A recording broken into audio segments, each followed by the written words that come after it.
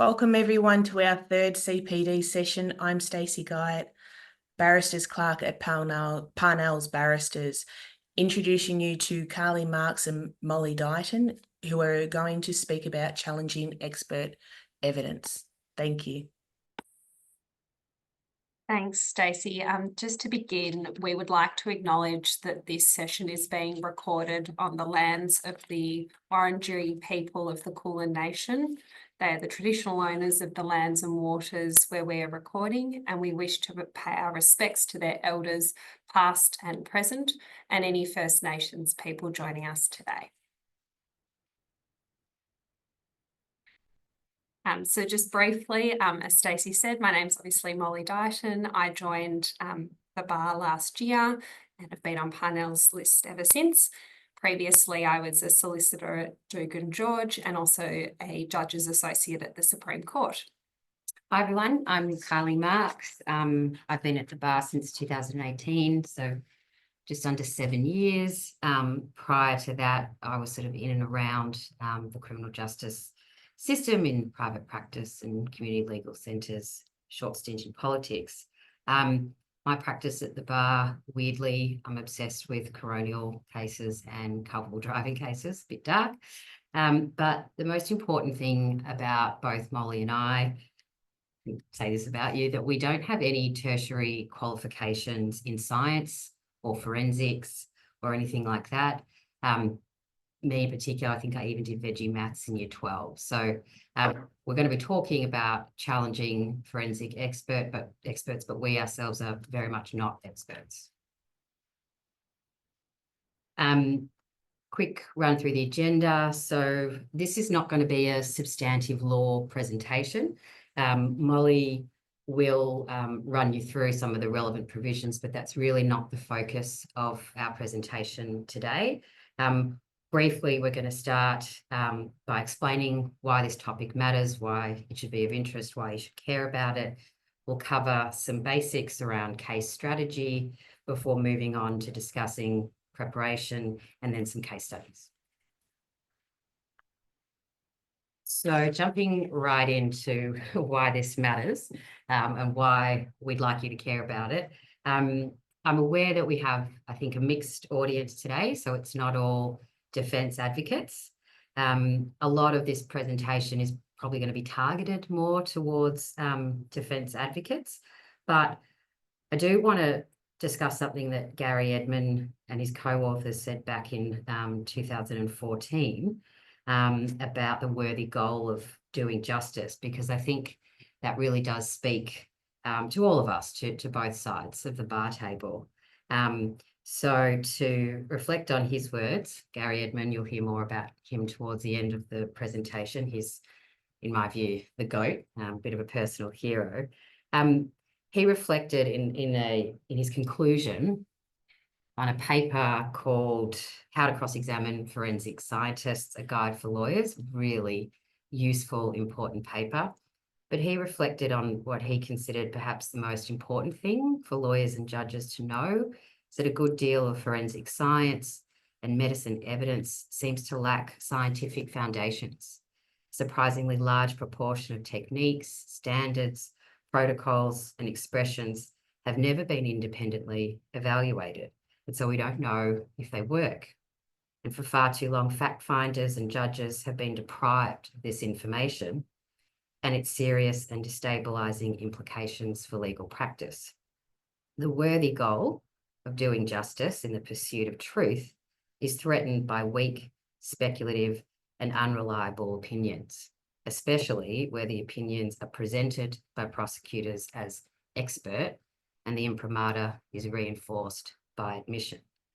So when I think about what I like to call the privilege and the duty of being a defence lawyer, I can't remember who first said it to me, but the old adage that if you're going to stand between the liberty of the subject and the power of the state, you've got no business standing in that role unless you know more about the facts and the law than both the prosecution and the bench. I think really that duty, that privilege extends, in my view at least, to not allowing untested or junk science to get before a jury. And as we'll explain, you don't need to be a scientist to challenge science. You just have to be curious and prepared. So just briefly, we all know there's many types of cases and issues that can give rise to forensic evidence being used. DNA evidence is often referred to, but there's obviously so many other types, and these slides just have some of the examples. Firstly, matters involving drugs. There's the question of whether a substance is even a drug. So prosecutions certainly need evidence to prove that it is. This can also give rise to certain complications in cases of synthetic substances and their ability to prove certain matters. That question of quantity, something to look out for is whether the police have tested a sample of the substance and then extrapolated their results based on that. So really carefully looking at exactly what testing has been done and what results you're being given. Serious injury matters. Often we see matters where only medical records or medical documents have been provided on the brief. That raises the question of how did the prosecution plan to adduce that evidence? So who is speaking to those records? There needs to be a witness who can, and it might be that they need to get a statement from a doctor at FIFM, for example. Driving matters, they're quite self-explanatory, I think, but very commonly we see those crash reconstruction reports, impairment statements, definitely an area where there's plenty of these issues. Also, telecommunications evidence. Again, this is another one where a brief may only have call charge records and no statements. Again, we need to ask who's speaking to these records, who can explain them to the court or to the jury. And then if there are statements on the brief relating to phone records, also asking questions about whether that person or those people actually have the expertise to speak to them. I know I've certainly had matters where it's been suggested that an informant will give evidence about call charge records and how to interpret them and all the inferences they say can be drawn. That's often, almost always probably, not appropriate. They're not an expert in that area. They potentially know no more than any of us. So really looking at those sorts of issues when you might just be dumped with records of some kind. I've also made a note there of the current issue with the Optus records. I'm sure someone will correct us if this has been fixed, but if you're not aware, there has been an issue with the accuracy of Optus phone records. I believe it's April to November last year. They notified the OPP and VicPol about this issue, and there's the problem that they can't guarantee the accuracy of results, of records from that period at the moment. ID evidence is another type that we see on all types of briefs. So DNA evidence, fingerprint evidence, which we'll talk about again shortly. In any matter that comes before you, you may need to deal with a whole mix of these types of evidence. And then there's obviously certain jurisdictions where this can be even more prevalent. So for example, like the coronial jurisdiction, often needing to deal with multiple experts, multiple types of expert reports. In terms of admissibility of such evidence, just very briefly, there's an initial question at the outset. It's not on the slide, but Section 55 of the Evidence Act, is this forensic evidence or expert report, is it relevant to a fact in issue in the proceeding? Then looking at the main provision, so that's what's on the slide, Section 79 of the Evidence Act, which allows for expert opinion to be admitted. Sometimes this, I think, can just be sort of people, we're given expert reports and we say, oh, they look like an expert, okay, moving on. But as this whole presentation, I think, is targeted at making us ask the questions, it's important we don't accept someone is an expert at face value. So we need to be asking, do they actually have specialised knowledge in a particular area? They might have specialised knowledge in some areas, but not what they're giving an opinion about. So, for example, a GP is someone who is clearly highly qualified and has specialised knowledge in certain areas. But that does not mean that any evidence from a GP is expert evidence for a particular case.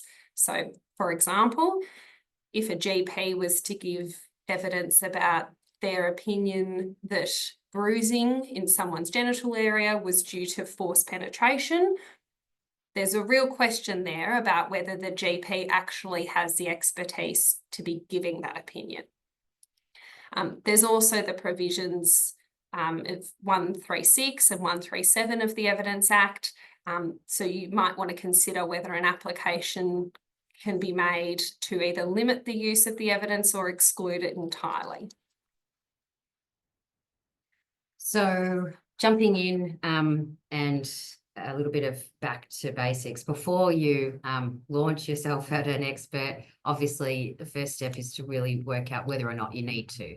And so very first step is asking yourself that question. You get your prosecution brief, working out what is the prosecution case theory. You then get your instructions, and start to formulate your RAT, your rival alternate theory.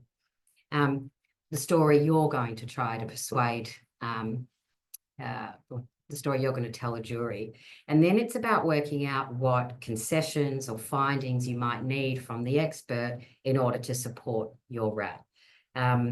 Obviously, if the expert's findings support your overall case theory, leave them well enough alone.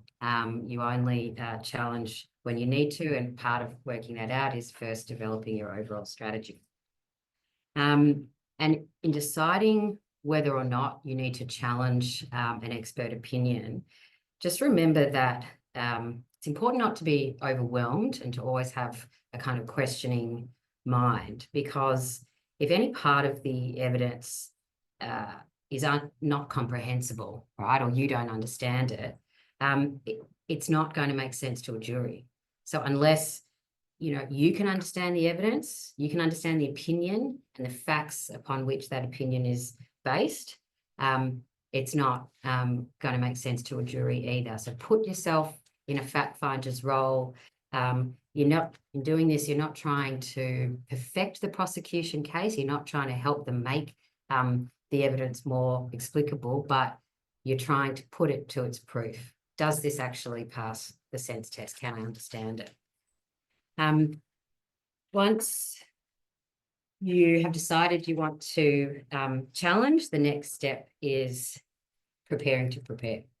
So this really is about gathering all your materials. First, taking stock of what have I got, might just be some records, might be a report, and then asking yourself what's missing. It may be that what you have it raises a few red flags to think about things that might be missing. So, for example, an addendum or a supplementary report. So you've been given at least 2, maybe more reports. It's rare that something like that would just appear from the expert's own accord. Usually what's happened is the informant or the prosecution got the first report and then they've asked for something more, or they've asked for another, a more specific issue to be addressed. So you certainly should be, that should be piquing your interest and thinking, all right, I definitely want all communications between the informant or police with that expert. You want to be asking for letters of instructions, all communications, including emails. It's pretty standard, I think, for police to be emailing their expert with the request for a report just in the body of the email. You want all notes from the expert, notes from police about those communications, all of that disclosure. You also want to make sure you have a copy of everything the expert was given. So that might be photos, certainly it shouldn't be things like this, but it might be cases or other materials that have been shared with them by police. So everything they've had that has formed their basis of their opinion that you've been provided with.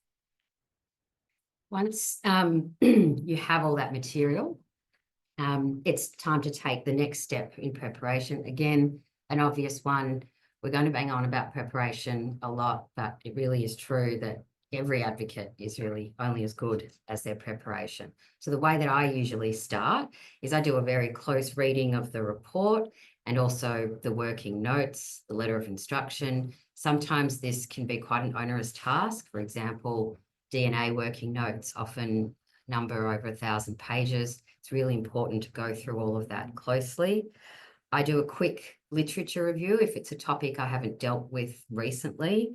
I quickly, it's not sophisticated. It's a Google search looking for any recently peer-reviewed journal articles or conference papers, ones written by your expert or others in the field. I then also create a little mini glossary for myself. So any term, whether it's the name of a drug or a technique used, any term in the report or the notes that I don't understand, I Google it, create a little mini glossary for myself. And then attached to that is also a list of anything about the report that I don't understand or anything that's unclear. The next step I always take is I speak to colleagues. I really can't emphasize this enough. I know it's easy for barristers, we congregate in chambers, but colleagues inside your firm, at other firms, you'd be surprised how often we seek assistance from each other. Early on in my career at the bar, I was often given generously examples of transcript of cross-examination.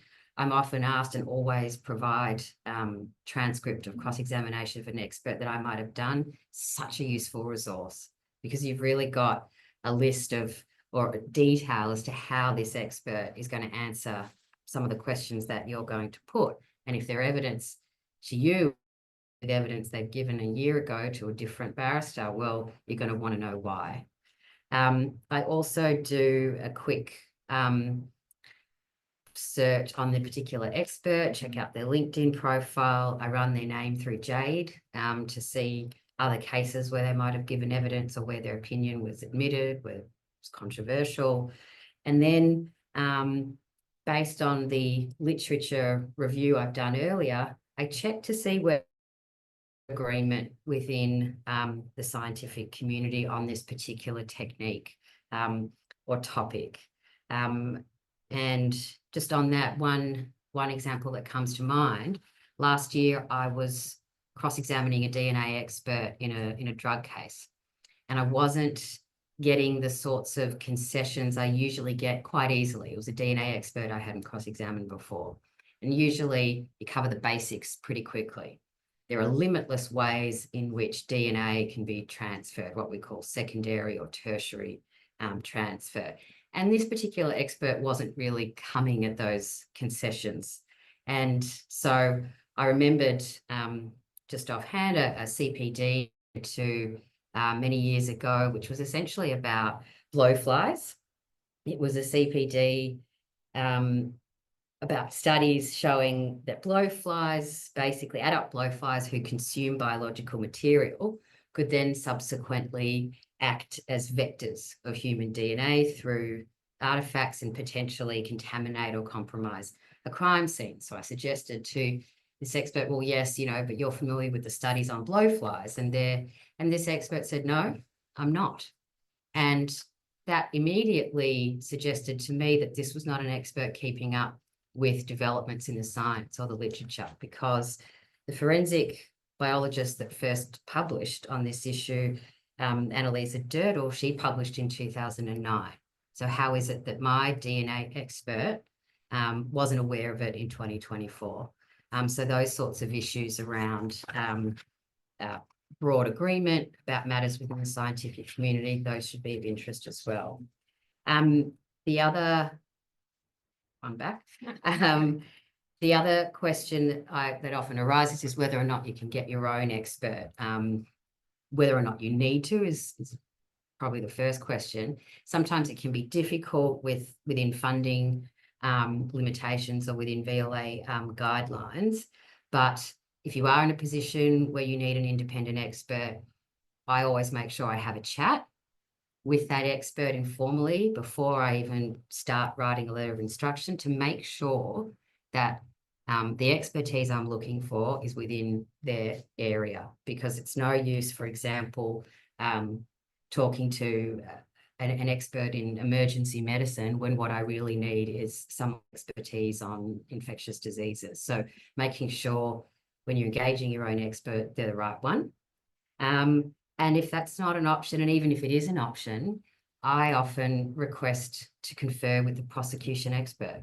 Remember, there's no property in witnesses. There's nothing to prevent you from writing to the OPP and saying, got a number of questions about this report, aspects of it that I don't understand. Can we meet? Sometimes you'll get a response saying they're a bit busy, so offer to do it on Teams, be flexible, but don't be afraid to ask to confer with your expert before you get on your feet and start cross-examining.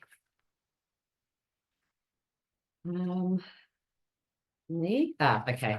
Then we've called this Choose Your Own Adventure because there are often a number of different issues or ways or concerns that you might have when you're dealing with an expert report. And it's really about choosing, it's rarely all of the things we're about to list. It's often one or two. And so the important thing is work out what's really an issue and focus on that. Some of the things that you should be turning your mind to, obviously, first one, relevance. Can the opinion rationally influence the assessment of a fact in issue? Because if it doesn't pass that first test, it really, it shouldn't be in evidence. Validation of technique is a really important one because this is the thing that actually establishes that the science does what it's supposed to do.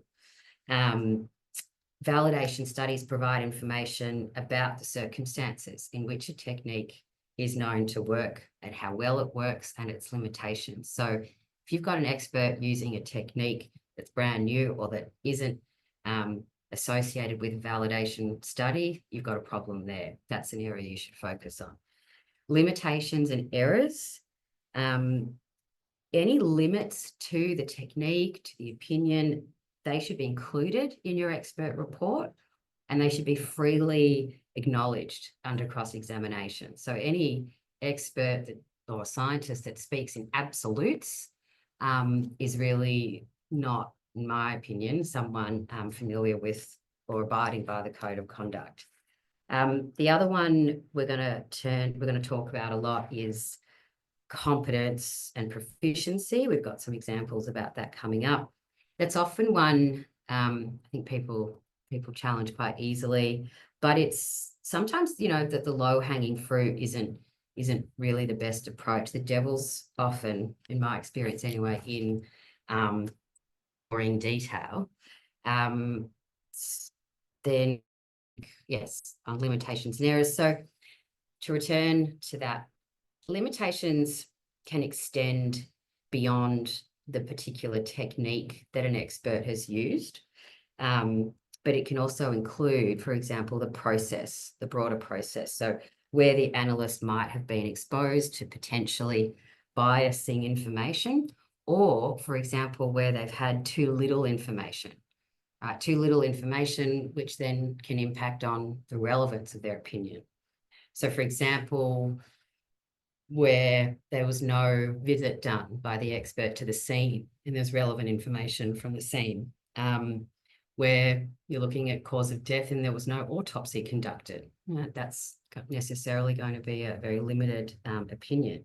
Or where the quality of the material is low. So, for example, fragmentary or partial latent prints in fingerprint evidence, or poor quality on a voice recording. All of these things limit what your expert should be able to do.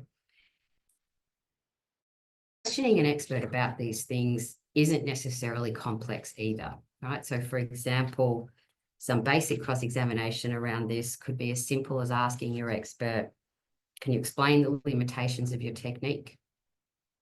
can you tell us about the error rate or the potential sources of error associated with your technique? Ask them if they can point to specific studies that provide an error rate or an estimation of the error rate of the technique that they've used. Ask them how they went about selecting what to examine. You'll often find with DNA cases, all these items are provided from the scene, and then certain items are discarded, certain items are examined. Why? What informed those choices? Ask them, you know, if other analysts would be unwilling to analyse a particular sample or produce such a confident opinion. One in particular for DNA, there's a difference in approach. In some states in America, DNA analysts will not provide certain opinions as to likelihood ratio and the rest if there are four or five more contributors to a sample, where Australia, our experts at VIFM are happy to do so. So look to some of those. Other examples of things that might pique your interest or should represent a bit of a red flag: cognitive bias and cross-contamination of evidence. We'll return to that. Continuity, often that might actually be some questions you have for officers who attended at the scene. You're looking to match palm records, looking to examine the environment within which a particular sample or item was kept.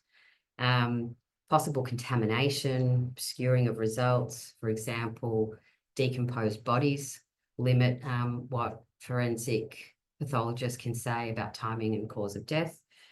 Code of conduct. That one should always be on your list. So make sure any expert report has acknowledged that practice note, and it's in the report that they've read it and understood it and agree to abide by that code. Looking at another example, cross-contamination. I think it's one we mentioned earlier. So again, this isn't necessarily something that's just limited to experts.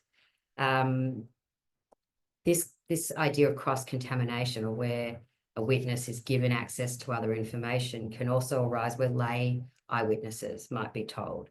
So for example, if they're told that a fingerprint analyst confirmed their tentative identification, Gary Edman and his co-authors, I think in their articles, cite various studies which suggest that that kind of witness is going to be much more confident in future versions of their identification evidence if they've got a reason to believe that they're correct. So when we talk about cross-contamination of evidence, that's what we're talking about. Next, cross-examination plan. It sounds obvious. Always have a plan for cross-examination. Don't get on your feet until you do. I often sort of try to start with the concession that I need up the top of the page and the steps that I need to establish in order to get to that end point. This will be a little bit controversial, but because I think a lot of us are still raised in the kind of George Hampel School of Advocacy. Don't be afraid to ask questions you don't know the answers to when it comes to methodology or understanding terminology. So that goes back to that point about it needs to make sense. So ask plenty of open questions like, did you use wet swaps or dry swaps? Which formula did you use to calculate the speed at impact? Why did you choose that formula as opposed to others? These are necessarily open-ended questions, but you may need to ask them in order to understand the expert report. On the flip side, never ever accuse your expert openly of bias without a proper basis. I saw this done recently badly. Bit of a cautionary tale. I had logged on to a trial in the county court where an expert that I'm currently using at the moment, a guy called Gavin Lennon, great crash reconstruction expert, by the way, he's fantastic. And he gives evidence for both sides, always a better look. But he hasn't really done much for defence. In fact, I think my brief to him was the first time he'd given evidence for defence. So he's been cross-examined by a barrister in the county court and wasn't going very well, or halfway through some technical evidence, and barrister turned around and said to him, well, you're just a prosecution expert, aren't you? You've just written a report to support the prosecution case theory. Of course, Mr. Lennon rejected that. The barrister then said, in the last year, how many reports have you done? Answer, 10. Barrister then said, yes, and all of them for the prosecution, weren't they? Answer, no. In fact, the last 2 were for defence. So that went really badly. Never ask that question unless you absolutely know the answer to it. And again, that is something that you could have covered in a conference with a prosecution expert before getting on your feet in court. Remember that they're scientists. Yep, they should always be conceding possibilities. A scientist that doesn't freely concede error rates and that sort of thing is probably a scientist not abiding by the code, and you need to attack that. But as with anything in life, I firmly believe in starting out nicely, establishing a good rapport with your scientist. I don't ever try to establish myself as an expert. I'm not. I often use terms like, explain this to me like to a 3-year-old. Lean into your ignorance on the topic, because you need to force an explanation. The scientist, the expert, has to be able to make their opinion relatable and understandable. Next is, we were going to just go through a particular example looking at medical examiners. So medical examiners are often from VIFM, the people that give opinions as to serious injury and also cause of death. So you'll have forensic medical officers and forensic pathologists. If they're from VIFM, they're meant to be independent. Okay, they do not work for police or prosecution. They are independent scientists. One of the things I always look at is obviously the thoroughness of their work. They have high caseloads. Sometimes things get missed. They're just human. The sources of information, we're going to come to a good example about that in the case studies. What's their usual practice? Have they deviated from their practice in any way? Did they attend the scene? Did they see everything in situ? Are they just looking at photos? How much time did they spend? You know, when did, if was the autopsy thorough? What time did it start? What time did it end? Looking at those sorts of things. And attention to detail and inaccuracies is a big one. For example, I have a coronial matter where I don't agree with the forensic pathologist's opinion as to cause of death. I thought it was a very narrow conclusion he drew based on all of the available material. And I wondered, how is it that such an experienced pathologist could come to that opinion? So I started looking and doing a close reading of their report. I noticed in the section of the report where they go through each body part and note any injuries, scars or marks, the opinion or what was written in this report in relation to the deceased chest area was no scars, marks or injuries. Now, I happen to have a photo of this young girl when she was alive. She's got a massive scar across her chest. So if this pathologist missed that, what else have they missed? Again, these are the red flags that you're looking for. Attention to detail and thoroughness. Conscious of time, trying to do this example as quickly as possible. So this occurred in a case that immediately irked me because I had a cause of death provided by treating physicians at Royal Melbourne Hospital. Unfortunately, this elderly man who was hit at low speed was transferred to hospital with non-life-threatening injuries.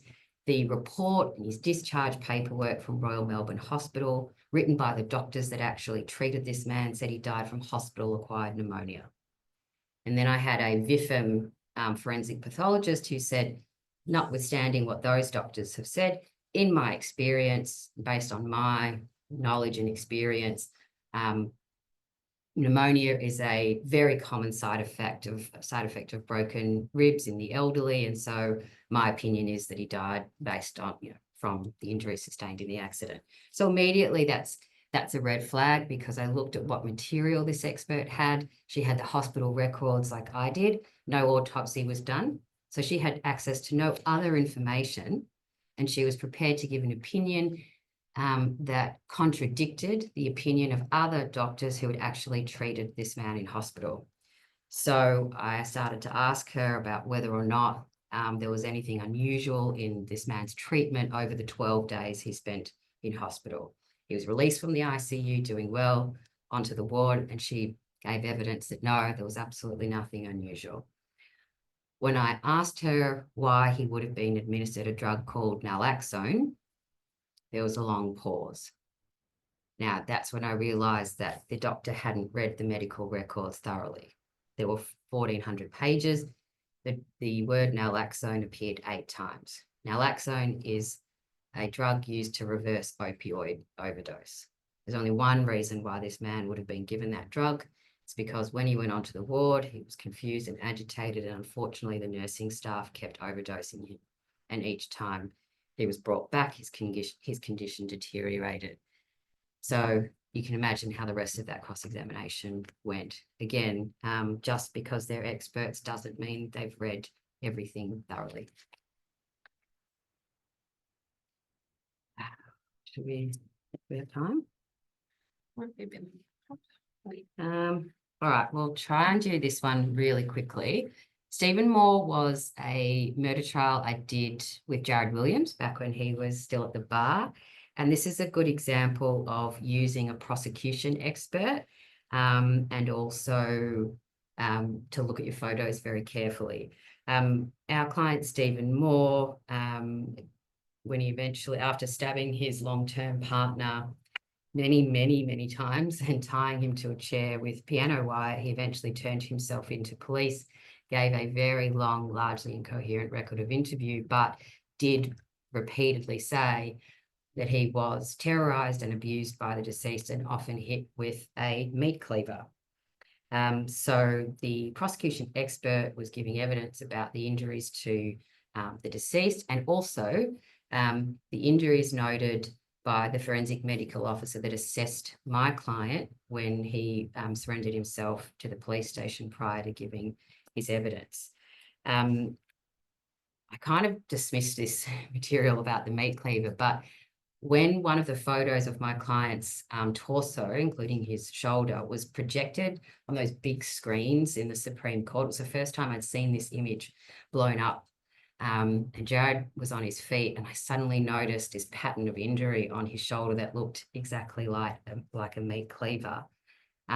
Tucked on Jared's bar jacket and whispered. And in the next slide, you'll see what we managed to do, which was, literally on the fly, suggest to the doctor or ask in an open-ended way, what's that? Is that an injury? Could that have been inflicted by a meat cleaver? And the doctor says, well, I'd need to see the implement. We had a photo of the meat cleaver found in the apartment at the scene by the police officers. We put that up on the screen next to the photo of the injury to the shoulder and got that wonderful concession. Yes, it's possible that implement could have caused those skin changes. So here we had expert evidence that supported our RAT and supported the account given by our client in his record of interview.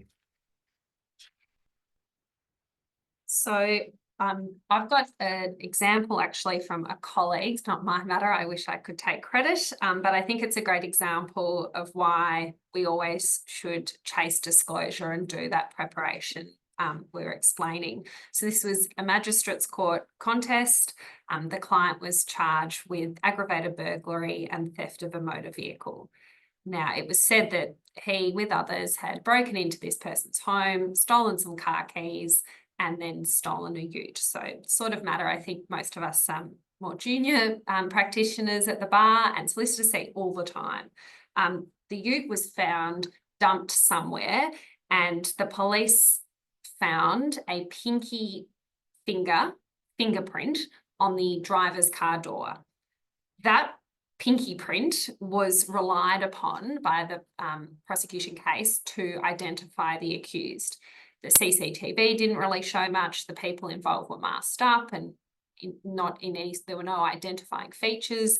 So it all really hung on this pinky print. What was on the brief until right through to past contest mention stage was just that 1 or 2 page summary you get from an expert saying that the print matched the accused. At contest mention, defence had raised the argument that the charges should be withdrawn because the whole case hinged on this print, and the print was on the outside of the car window. We all know we pass by cars all the time. We can easily reach out and touch them. It doesn't mean we've ever been inside the car. It doesn't mean we were involved in stealing a car, for example. Prosecution wouldn't withdraw the charges and the matter was booked in for contest. Then before the contest, that full statement from the fingerprint expert came in with all the annexures. And that was a forensic sciences officer. A close reading by defence of that full statement raised some alarm bells. It had some opinions like it said that in their opinion, the location and the orientation of this pinky print was consistent with the window being down and the car door being open when the print was left. The report went on to list hypothetical scenarios that the expert thought were consistent with the print being left by someone who had to have been inside the car or had to have had the door open. So it was just a bit odd that this report had all of these scenarios that were, of course, consistent with the prosecution case. That seemed quite odd to defence, and that caused them to chase all correspondence between the Forensic Sciences Department and the informant about the matter. They asked for all notes, emails, everything. That was handed over really easily. There was no issues. And what that showed was that the informant had emailed the department asking for one of these fingerprint reports. But in that email, the informant had actually said, these are the charges we've laid, described that there'd been a stolen vehicle, explained that the case was circumstantial at that point. It also explained that they'd had a hearing where defence had raised this issue of how can we know where someone was when the print was left. And it actually, the email said, the prosecution position is that the accused must have been inside the car to make this print. And we want explicitly, the email said, we're after a statement to reflect the high likelihood that the accused was inside when the print was made. And even as a real kicker included, if the report says this, we think the accused will plead guilty. So that was just all there in the email, disclosed as soon as it was asked for. And obviously that's just wholly inappropriate for the informant to be giving all of this extraneous information, their opinions, to the expert. It's got nothing to do with the scientific assessment that should be being made, and it raises real issues of cognitive bias. That's something that, and I should say, my colleague and the instructor then got the charges withdrawn on the basis of this disclosure, pointing it out to the prosecutors of court and saying, this is just, unacceptable and you can't rely on this evidence.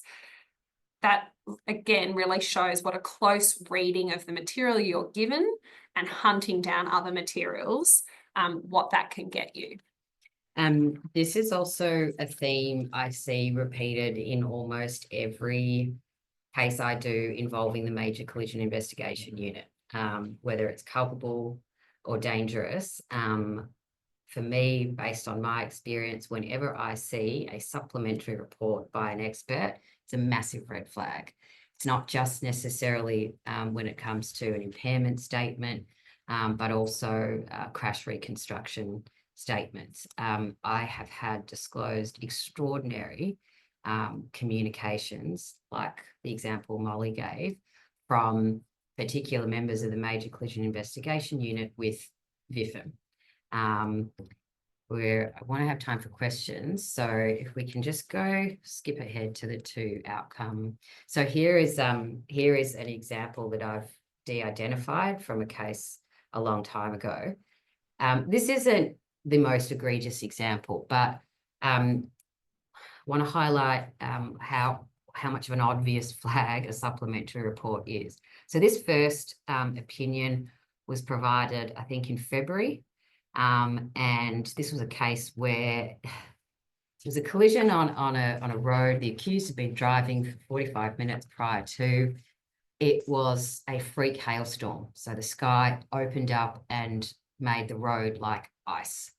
But unfortunately, the driver had some cannabis, some THC in her system. So the first report I get from the VIFM toxicologist. Now, remember, a VIFM toxicologist is someone that is looking at a reading. They're looking at a blood test result. Every other piece of information they have about an incident comes from the informant. So the first opinion I got was, while environmental and other factors may have contributed to the collision, that's cut off there, to the collision, Ms. H had a level of THC in a system capable of causing impairment to her, thanks to a degree where she wouldn't have been able to properly control a motor vehicle. Then in June, I get another supplementary report, which basically just says, so that was paragraph 25 up above. The second report says, I wish to replace paragraph 25 with notwithstanding factors that may have contributed to the crash, THC. So immediately, what you should be thinking about and what you need to cross-examine about is, well, doctor, what happened between February and June? Right? What other tests did you conduct? What other studies did you read? How has the science, or what's happened in toxicology to change your opinion? And the answer in many of these cases, certainly in this case, was nothing. What I got was correspondence from the informant or from a detective at the Major Collision Investigation Unit explaining to me that the opinion I'd originally given didn't really cut muster in terms of the charges that they wanted to proceed with. That is wholly inappropriate. Okay, there is no need for an independent scientist to be receiving things like case law, which we'll turn to in a minute. But that's a really good example of why supplementary reports are often a big red flag. The other element about that is thinking about toxicologists and impairment statements generally. These aren't people who are experts on driving or on road conditions. How can a toxicologist exclude or include other factors that may have contributed to a collision? Again, they're experts in the effect of drugs on the brain. They are not driving experts. They are not crash reconstruction experts. They need to stay in their lane. Might just have time for one other example. We go back on this theme, just to the email, on this theme of in contamination, cognitive bias, how important it is to request every single bit of communication between your expert and anyone who has instructed them. This is, again, a de-identified cut and paste of an email that was disclosed, which I called for during the running of a committal. This is an example of an informant in a crash case referencing case law and telling a number of VIFM toxicologists that when they use words like capable, suggests, or may have in their expert opinions, that those sorts of opinions leave enough for reasonable doubt and the charge not being authorised. This informant then referred VIFM experts to King and the Queen, Jimenez versus the Queen, and basically explained to them how the wording of their expert reports needed to change. In seeking a further request, this particular informant reflected and told the VIFM expert that defence would likely make application to have the drugs excluded on the basis that the prejudicial value of the mere presence of drugs outweighs the probative value. Again, imagine if a defense solicitor had sent case law to an expert. I mean, it's wholly inappropriate. This is an example of contamination, and really, if an expert can walk away from that kind of instruction without some kind of cognitive bias, they're much more, they're much better than the rest of us. So this is the kind of disclosure you need to uncover, and it should inform challenges that you make in that space. With the time remaining, I just want to, yes, strongly recommend, again, I think I've said, Gary Edman, the absolute GOAT. I met him recently teaching this stuff in India to a bunch of death penalty lawyers. He's open, approachable, but this particular article from 2014 is still so relevant, and it really does contain a kind of, it's almost like an idiot's guide to how to go about doing this, and it's applicable across a range of different scientific fields. So questions? You have one? Yeah. Okay. Because we have a question, what about circumstances whereby there is no metadata? VicPol councils often take photos, they add watermarks after the fact, often don't have metadata. They rarely have raw images with metadata. How do we overcome that? If these are seen photos, if these are, there should be a statement accompanying those photos from an officer who says, I attended on this day, took this photo. If the prosecution cannot thoroughly establish the genesis of any document, then yeah, you oppose it on the basis that its provenance isn't clear. They can, if it's seen photos, they can get around the lack of metadata because they'll have, a sworn officer who will give sworn evidence saying, yes, that's the photo that I took using my, and that's usually enough. Where metadata really does become an issue is if you're talking about trying to establish when communications were sent from one device to another, or again even in driving cases where they want to try to establish whether or not a phone was being used at a particular time. Always insist on that material being produced and oppose the admission of that evidence without it. Just another one here. Can the presentation of evidence in a manner that is confusingly technical have a bearing on its relevance? Yes, absolutely. That's what we were sort of banging on about in the beginning. If it can't be understood by a jury, how is it relevant? Absolutely. That is a great question, and I think unless it can be explained to a jury, you can make strong arguments about its relevance. Might be all we have. Gosh, sorry, this is not doing very well with my slides. I think they're all the Any other questions. So I think we might be all done. Wow, we've made it in time. Yeah, unless there's anything else there, Stacey. I think that might be the end. Thank you so much, Carly and Molly. That was very informative. And thank you to everyone who attended. Our session 4 is tomorrow, so Thursday, the 13th of March at 4:15. And it's on an introduction to Section 85B Sentencing Act compensation claims. Hope you can attend. Thank you. Everyone. Thank you.